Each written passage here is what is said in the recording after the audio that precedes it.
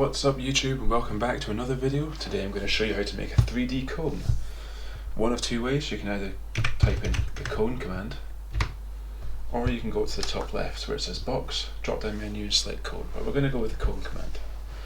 So I'm going to select the center point of my base, and now I'm going to choose the radius.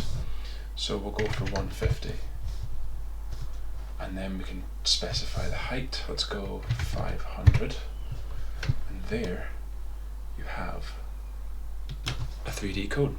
Thanks for watching, and please like and subscribe.